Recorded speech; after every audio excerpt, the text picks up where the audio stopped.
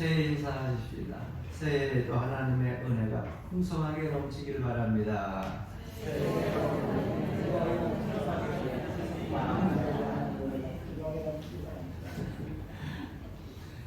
인사 내용이 한 두 문구만 넘어가면 그 다음에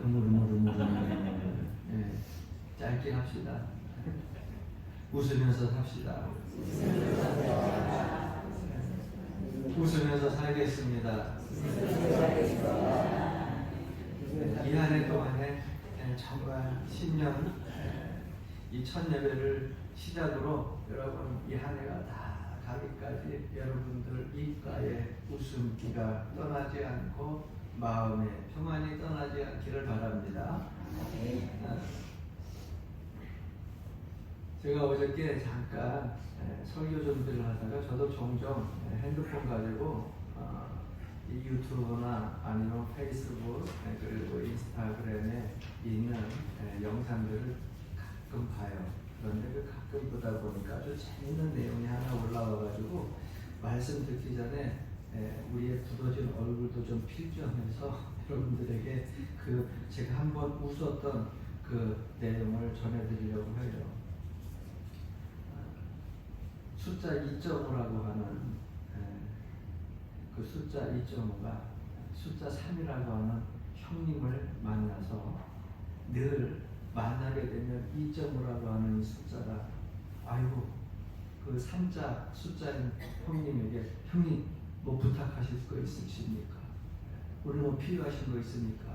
그러면 왜 숫자 3을 가진 형님이 오늘은 뭐 가져와라. 오늘은 이것 좀 해라. 저것도 하라.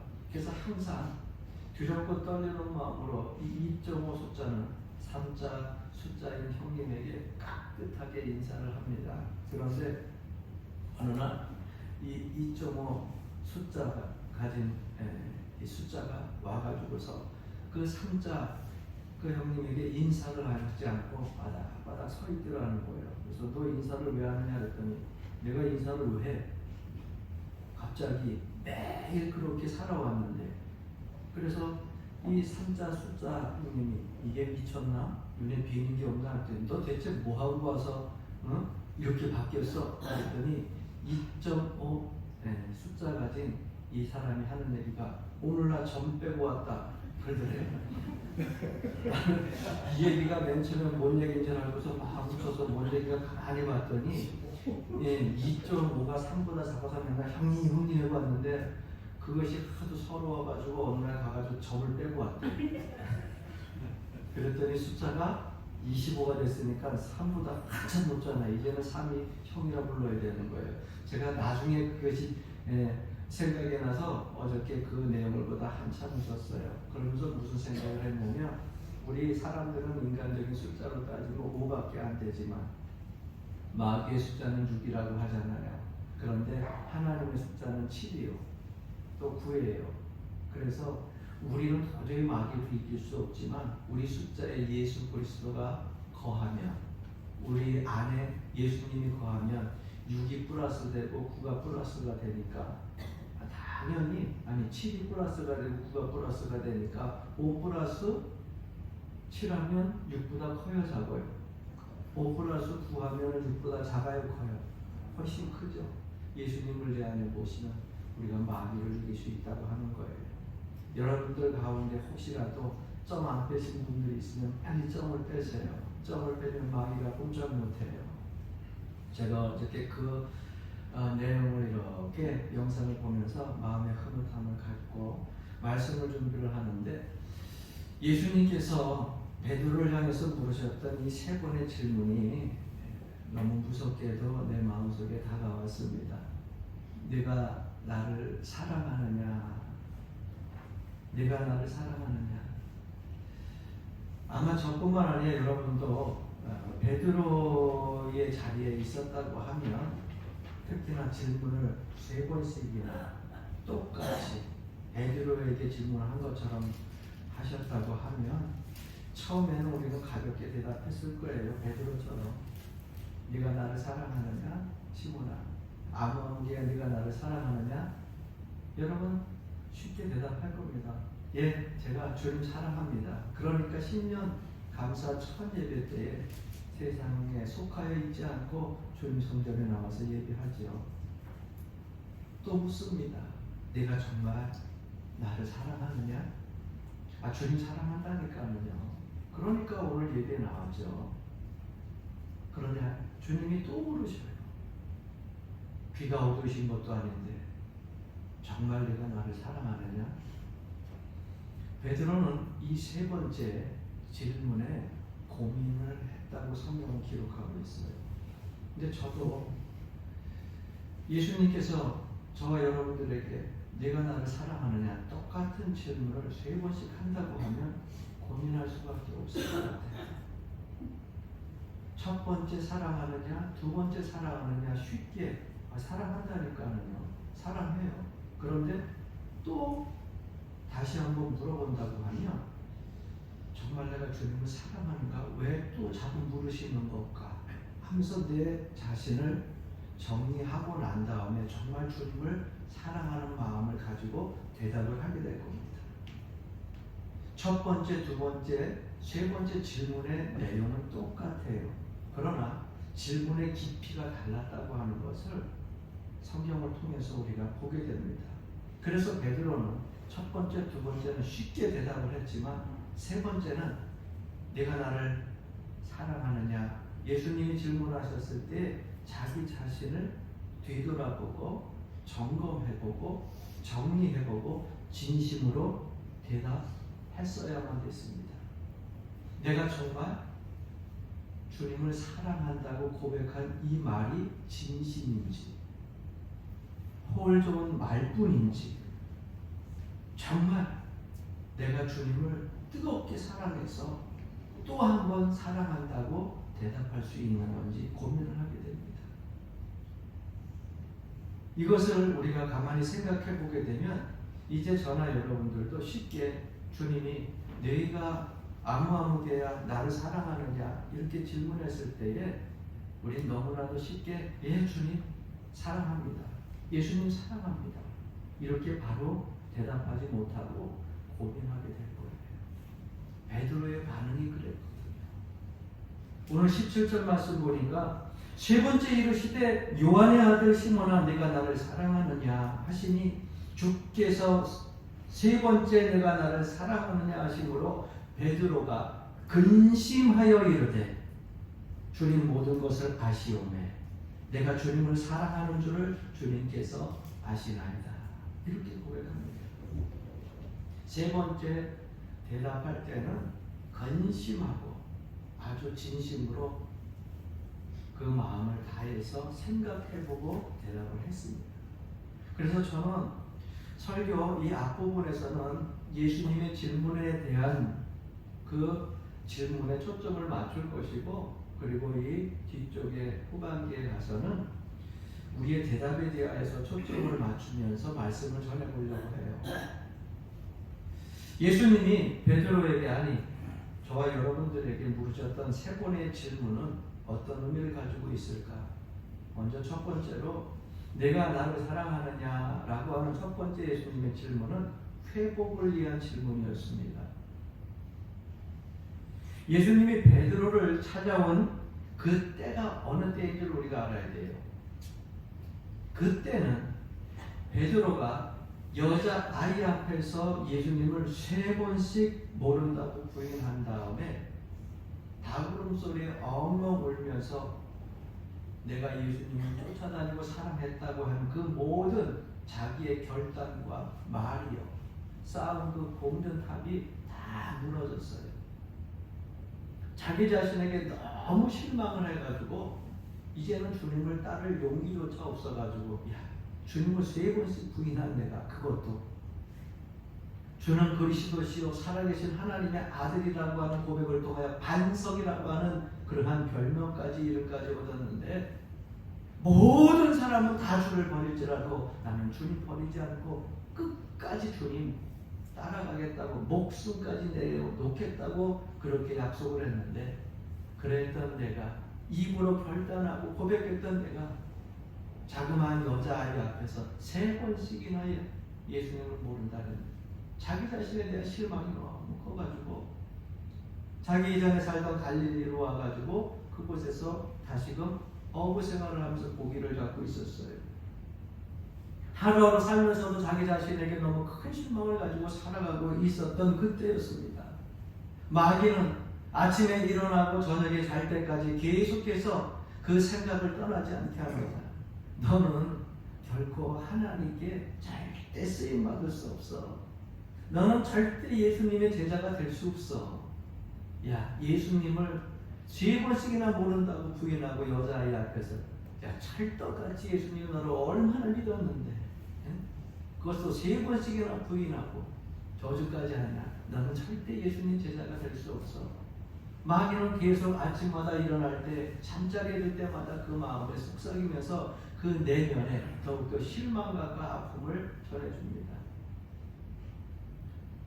그러한 가운데 이른 새벽에 고기를 잡으러 나갔는데 예수님은 모닥불을 펴놓고 시몬 베드로를 기다립니다. 그 시간 그때는 예수님이 십자가에 달려 돌아가시기 전에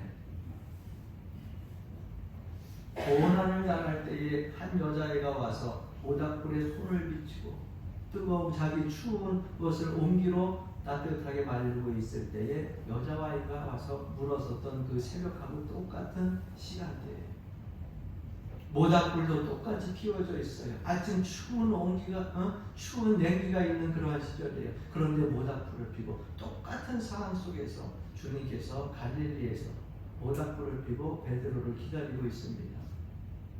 새벽이 밝아오면서 다른 사람은 몰랐어도 이 베드로는 다구름 소리를 들었을지도 몰라요. 그 다구름 소리와 함께 예수님을 배반했고 나는 예수님을 모른다. 나는 예수님을 모른다. 한 번도 아니고 또 나는 예수님을 모른다 3번씩 부인했던 그 마음에 배신의 소리가 자기 마음속에 계속 울려 퍼지고 있는데 그 상황에 예수님이 베드로를 기다리고 그 모닥불 앞에서 베드로에게 왔을 때 물으시는 거예요. 요한의 아들 시몬아, 네가 나를 사랑하느냐? 그리고 그 질문을 똑같이 3번이나 합니다. 내가 예수님을 모른다고 했는데 거기에 대한 수치심과 상처가 남아있는데 그 수치심과 상처를 회복시키기 위해서 주님께서는 따지는 것이 아니라 그 마음을, 그 상처를, 그 수치를 회복시켜 주기 위해서 주님께서는 베드로에게 질문합니다. 네가 나를 부인한 것도 알고 모른다고 한 것뿐만 아니라 저주한 것도 다 안다. 그런데 나는 네 마음이 중요하다. 요한의 아들 시몬아, 내가 아직도 나를 사랑하느냐? 실패하고 넘어졌지만 쓰러졌지만 아직도 나를 사랑하느냐? 이 질문은 베드로를 회복시키기 위한 질문이었다고 하는 겁니다. 저는 이 첫 번째 질문을 통하여서 저와 여러분들 지난 한 해 동안에 살면서 이런저런 죄송한 마음들이 든 분들도 많이 있었을 거예요. 예수님은 똑같은 질문을 하십니다. 주님 충성한다고 했는데 좀 희생하고 섬긴다고 했는데 열심히 봉사한다고 했는데 복음의 사역을 제대로 감당하지 못한 그 죄송한 마음이 있습니다. 그런데 그러한 여러분들에게 베드로에게 했던 질문 똑같은 질문을 하십니다. 아무아무개 장로야, 아무아무개 권사야, 아무아무개 집사야, 네가 나를 사랑하느냐? 그래도 아직 나를 사랑하고 있느냐 질문하고 계시는 겁니다. 저는 우리 연합제일교회에 속한 모든 성도님들이 아무리 부끄럽고 죄송한 마음을 가지고 그렇게 지난 한 해를 살아왔다 할지라도 베드로처럼 대답할 수 있기를 바랍니다. 그 고백 속에 여러분의 마음이 여러분들의 상처가 씻기고 회복되게 될 줄로 믿습니다. 여러분 한번 고백해 보실까요? 예수님, 내가 사랑합니다. 참 이만하는 것이 왜 그렇게 힘든지 몰라요. 그 마음 변치 않기를 바랍니다. 우리에게 질문하시는 예수님의 질문은 우리의 상처를 해치우려는 것이 아니라 회복시키기 위한 질문이에요. 두 번째, 예수님의 질문, 내가 나를 사랑하느냐? 이 두 번째 질문은요, 사역보다 사랑이 더 중요함을 알려주는 질문이에요. 우리는 신앙생활을 하면서 가끔 우리의 주어진 직분과 이 사역에 대하여 가지고 아주 소중히 여깁니다. 그런데 주님께서 베드로에게 내가 나를 사랑하느냐 질문을 하고 나서 그 뒤에 똑같이 하신 말씀이 있어요. 사랑한다고 대답했을 때 내 양을 먹이라. 베드로를 찾아와 가지고서 질문하신 이유는 사역을 맡기신 이하였어요. 내 양을 먹이라, 내 양을 치라. 결국은 주님의 사역을 맡기기 위하여서 그 앞에 질문을 한 겁니다. 그런데 그 질문 속에서 우리가 간혹 착각하는 것이 있어요. 사역이 중요하다고 하는 것을 먼저 너무 심각하게 생각해가지고 사랑 잃어버린 사역에 집착하는 경우가 많이 있다고 하는 겁니다. 베드로에게 내 양을 먹여라 먼저 사역 맡기지 않았어요. 먼저 질문한 것은요, 네가 나를 사랑하느냐? 그 사랑의 질문을 먼저 했어요. 여러분, 우리가 알아야 될 것이 있어요. 예수님을 사랑하여야, 그것이 먼저 우선순위 되어야 여러분 사역의 출발점에 서게 되는 겁니다. 나에게 맡겨진 그 직분, 그 사명, 사역 감당하는 것이요, 여러분 그냥 나에게 주어져서 감당하는 것이 아니라 그 첫 번째 예수님을 사랑하는 마음이 있어야 그 사역이 은혜로 아름답게 좋은 결과로 남게 되는 거예요. 예수님을 사랑하지 않고 그 사랑은 어느샌가 다 잃어버리고 그 사역에 집착하다 보니까 여러분 나에게 주어진 그 사역 감당하다가 절망하는 거예요. 그 사역 감당하다가 좌절하는 거예요. 그 사역에 집착하여서 내가 장로니, 내가 권사니, 내가 속장이니, 내가 집사니, 권사니, 내가 아무개니 이 사역 감당해야지. 그 사역 감당하는데 그 사역에는 집착하는데 예수님의 사랑은 잃어버렸어요.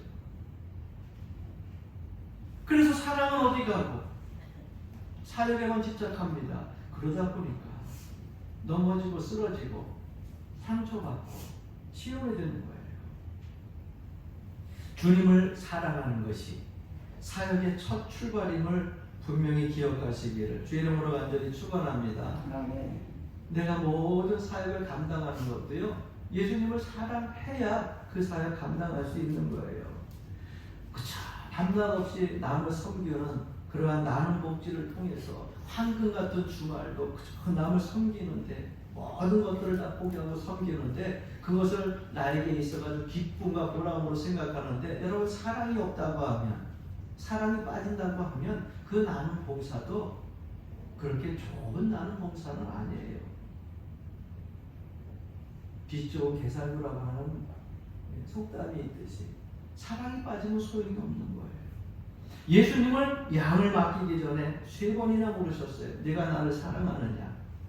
너 사명 사역이라고 하는 것이 내 양을 치라, 내 양을 다스리고 내 양을 가르치고 그 모든 것들을 다 하는데 그 앞에 3번 물으신 것이 있어요. 그것보다 더 중요한 것이 있다. 네가 나를 사랑하느냐? 네가 나를 사랑하느냐? 예수님 사랑하는 것이 먼저라는 거예요. 따라해 봅시다. 사역은 중요한 것이 아니라 사랑이 더 중요한 것이다. 왜? 사랑하게 되면 사역하는데 그 사역을 감당할 수 있는 힘이 생기는 겁니다. 그리고 여러분 보십시오. 사랑 빠진 사역을 하다 보면 탈진해요. 예수님을 사랑하는 그 마음, 그 사랑을 잃어버리고 우리가 직분 생활하다 보면 신앙생활 하다가 자꾸 탈진이 와가지고 실망하고 좌절하고 그리고 시험에 들고 내려놓게 되는 거예요. 그 문제가 여러분 어디 있다고 생각해 보세요. 내가 다른 사람들하고 마음이 안 맞아서요? 아니면 내가 하는 일들이 제대로 풀리지 않아서요? 아니면 내가 기도하는 것들이 응답되지 않아서요? 아니면 내가 봉사한 것만큼 열매를 맺지 못해서요? 아니에요. 목회를 하다 보면은요, 목회 사역을 감당하다가도 목회자가 가끔 탈진할 때가 있어요. 그때 제가 정신 바짝바짝 차리고서 다시 붙잡는 것이 있는데, 그것이 뭐냐? 사람 보지 말고 주님 바라보자. 사람 소리 듣지 말고 하나님 말씀 듣자. 저는 자꾸 저를 채찍질합니다. 그리고 보면 결국 내 사역에 탈증이 오는 것은요, 이유가 딱 한 가지예요. 예수님을 사랑하는 마음이 식은 거예요. 식은 거예요. 예수님을 향한 그 사랑의 마음이 식으면 내 사역이 점점 무겁게 느껴지더라고요. 내가 주님을 사랑하는 만큼 그 사역은 가벼워지고요. 사랑하는 마음이 뜨거우면 뜨거울수록 내 하는 사역들이 점점점 힘든 줄 모르고 힘이 왔어요. 그런데 그 사역을 하다가 힘이 들고 점점 버거워질 때 보면, 아, 예수님을 향한 사랑, 그 사랑이 나의 삶에서 식었구나, 나의 마음에서 식었구나. 그러면 사역이 힘들어지게 되더라고요. 여러분 신앙생활 할 때 분명히 아셔야 될 것이 있습니다. 여러분들이 사역하는데 자꾸 힘들고 버겁고 내려놓고 싶고 탈진하는 이유가요, 다른 데 있는 거 아니에요. 자꾸 다른 데서 찾다 보니까 넘어지고 쓰러지고 못 일어나는 거예요. 예수님을 사랑하는 마음이 식은 거예요. 예수님을 사랑하는 마음이 뜨거웠을 때는 여러분 사역이 힘들지 않았잖아요. 가벼웠잖아요. 그런데 점점 힘든 이유가 뭐예요? 결국 예수님을 사랑하는 그 마음이 식었기 때문이라고 하는 겁니다. 그래서 성도님들에게 부탁합니다. 사역이 힘들고 내려놓고 싶을 때 예수님을 다시 뜨겁게 사랑하기 시작해야 된다는 것을 기억하시기를 바랍니다. 내려놓을 때가 아니라 주님을 더 사랑하는 거예요. 사람 만나는 거 조금 덜 만나도 괜찮아요. 내가 봉사하는 거 좀 덜 해도 괜찮아요. 섬김과 그리고 희생의 시간들 좀 줄이는 것도 괜찮아요. 대신 예수님과의 첫사랑을 회복하기 위해서 주님의 제단에 나와 기도하세요. 그리고 주님의 사랑을 회복하기 위해서 주님의 음성을 사모하며 주님께 매달리세요. 그래서 주님께서 주시는 그 사랑 다시 한번 여러분들 마음속에 심령에 채워지게 되면, 그때는 내가 하기 싫어도 그 사역 하고 싶어서 견딜 수가 없게 되는 거예요. 예수님을 뜨겁게 사랑하는 첫사랑이 회복되어지는 시간이 되고 이 새해가 되길 간절히 축원합니다. 그러면 예수님의 질문에서 우리의 대답으로 초점을 좀 옮겨가 봅시다. 여러분들한테 제가 질문할 겁니다. 예수님을 사랑하시는 분들만 아멘 하시기 바랍니다. 한 명도 없어요? 예수님을 사랑하시는 분만 아멘 하시기 바랍니다. 네. 또다시 물어볼게요. 정말 예수님을 사랑하십니까? 아멘. 아멘. 진심으로 여러분들에게 다시 묻는 거예요. 정말 예수님을 사랑하십니까? 아멘. 정말 여러분들이 대답하는 대로 정말 사랑할 수 있기를 바랍니다. 그런데 저는요, 똑같은 질문을 어저께 말씀 준비하면서 저한테 3번 던져봤는데, 3번째는요 제가 한참을 고민했어요. 베드로처럼. 기서봐, 네가 정말 나를 사랑하느냐? 예수님 정말 사랑하죠. 내가 목회하잖아요. 목사잖아요. 다 버리고 신학했잖아요. 네가 정말 나를 사랑하느냐? 올해 벌써 30년 목회합니다. 주님만을 바라보며 달려온 세월이 있는데 주님 사랑하죠. 그런데 똑같은 질문으로 내 자신에게 던져봤어. 네가 정말 나를 사랑하느냐? 저는 고민할 수밖에 없었어요. 근데 제가 놀라운 것은 여러분들은 제가 3번을 질문했는데 3번을 다 너무 쉽게 정말 예수님을 사랑한다고 대답을 하는 거예요. 쉬운 대답 같지만 결코 쉬울 수 없는 대답이에요.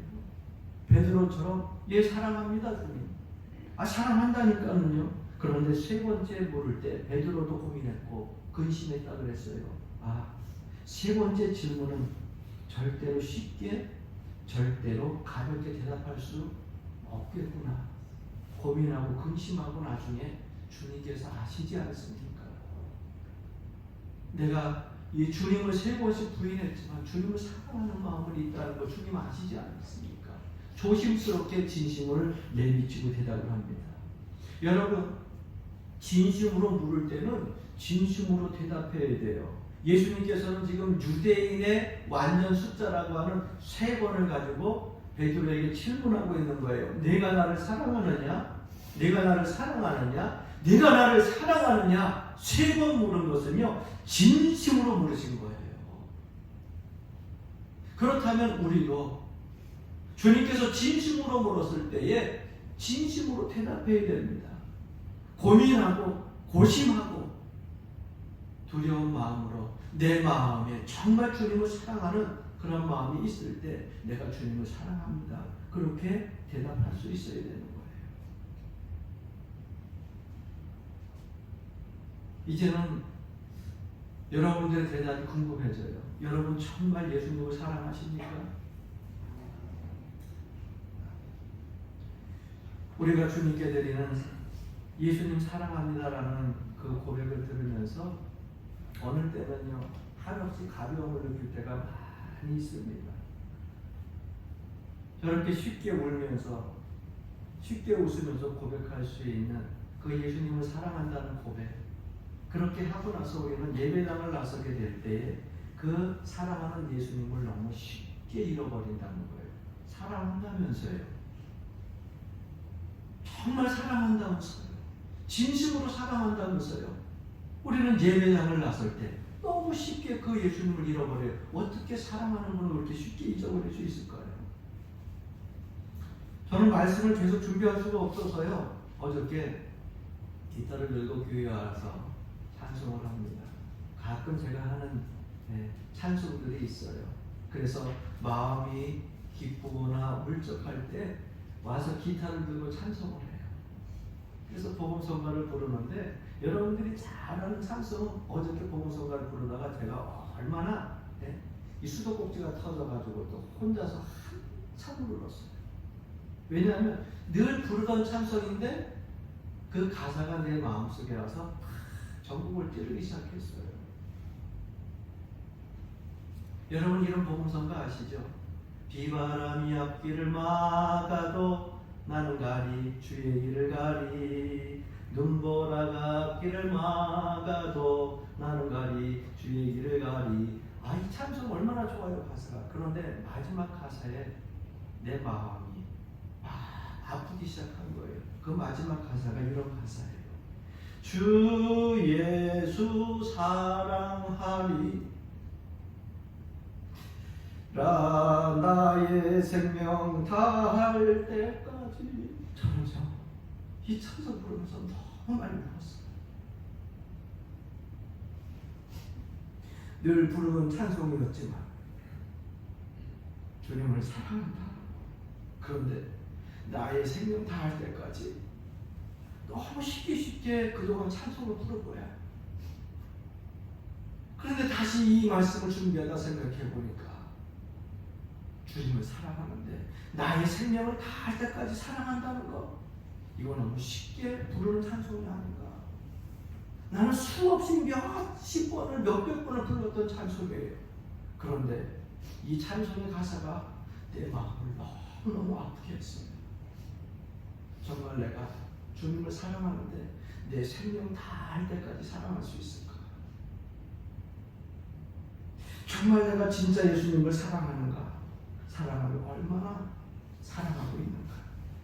노라의 가사처럼 맑고 기쁘게 부르지만은 그 마음에 전곡을 찌른 다음에는요, 제가 이 찬송을 계속 이어서 부를 수가 없었어요. 왜? 나의 생명 다할 때까지 주님을 사랑한다고 하는 이 고백을 너무너무 쉽고 가볍게 했기 때문에, 진심으로 주님은 나를 사랑하느냐 질문할 때 나는 주님께 진심으로 사랑한다고 대답을 해야 했기 때문에 이 찬송을 더 이상 부르지 못하고 눈물만 흘리고 말았습니다. 사랑하는 성도 여러분, 내가 나를 사랑하느냐? 저는 이 질문이 어제 온전히 내 마음속을 떠나지 않았습니다. 성경 마태복음, 마가복음, 누가복음, 요한복음, 사복음서를 다 읽어봐도요, 제가 문득 발견한 사실 한 가지가 있어요. 그게 뭐냐면 예수님의 그 12 제자 중에 주님을 사랑합니다라고 고백한 제자가요, 한 명도 없었다는 거예요. 여러분 사복음서를 읽어보세요. 계속해서 읽어보고 또 읽어봐도요, 예수님을 사랑한다고 고백한 제자가 한 사람도 없었다는 거예요. 예수님은 우리를 향하여 가지고 끝없이 계속해서 사랑한다고 고백하잖아요. 하나님이 세상을 이처럼 사랑하사 독생자를 주셨으니 내가 너희를 사랑한 것 같이 너희도 서로 사랑하라. 세상에 있는 자기 사람들을 사랑하시되 끝까지 사랑하시느라. 주님은 다 보면은요, 우리를 그냥 사랑하신다 사랑만 주셨어요. 그런데 그 사랑의 고백을 듣고 12 제자가 일평생 주님 돌아가실 때까지 따라다녔는데 그 복음서에 예수님을 사랑한다 라고 하는 고백을 한 제자가 한 사람도 없었다는 거예요. 저는 너무 충격적이었습니다. 그렇게 무수히 많은 사랑을 기록하고 있지만 제자 중 한 사람도 예수님 내가 사랑합니다 라는 고백이 없었다고 하는 그 사실. 그래서 예수님은 베드로에게 찾아와가지고 묻습니다. 시몬의, 요한의 아들 시몬아, 내가 나를 사랑하느냐? 얼마나 주님도 제자들에게 사랑한다는 고백을 마음으로 알지만 듣고 싶었는지 한 번도 아닌, 두 번도 아닌 완전의 숫자로 3번씩 진심을 다해서 물으시는 거예요. 저는 예수님이 이 질문을 하시는 그 질문 속에서 우리의 응답을 기다리시는 예수님의 처절한 그 아픔을 다시 체험하게 됐습니다. 아, 우리는 늘 주님을 찾을 때 나에게 달라. 지금 한없이 주어진 그 사랑을 가지고서도 부족하다고 또 달라고 주님께 매달리는데 주님은 우리에게 네가 나를 사랑하느냐? 나 이만큼 사랑하는데 네가 나를 사랑하느냐? 그 자그마한 사랑이라도 사랑의 고백을 듣고 싶어하는 주님의 마음이 있었구나. 그 마음을 헤아리게 됐다고 하는 겁니다. 사랑하는 성도 여러분, 주님도 우리의 사랑 고백을 듣고 싶어 하세요. 우리에게 한없이 사랑만 주고 싶어 하는 것이 아니라, 그런데 우리는 너무 사랑 받기에만 익숙하기에 매일 주님께 받은 바 사랑은 기억하지 않고 자꾸만 달라고 합니다. 그러한 우리에게 주님께서 오늘 질문하십니다. 아마무리야, 네가 정말 나를 사랑하느냐? 대답은 여러분들의 몫입니다. 주님이 사랑하는 그 사랑만큼은 다는 아닐지라도 우리에게 있는, 드릴 수 있는 만큼의 사랑은 주님께 드릴 수 있는 귀한 하루가 되기를 주의 이름으로 간절히 축원합니다.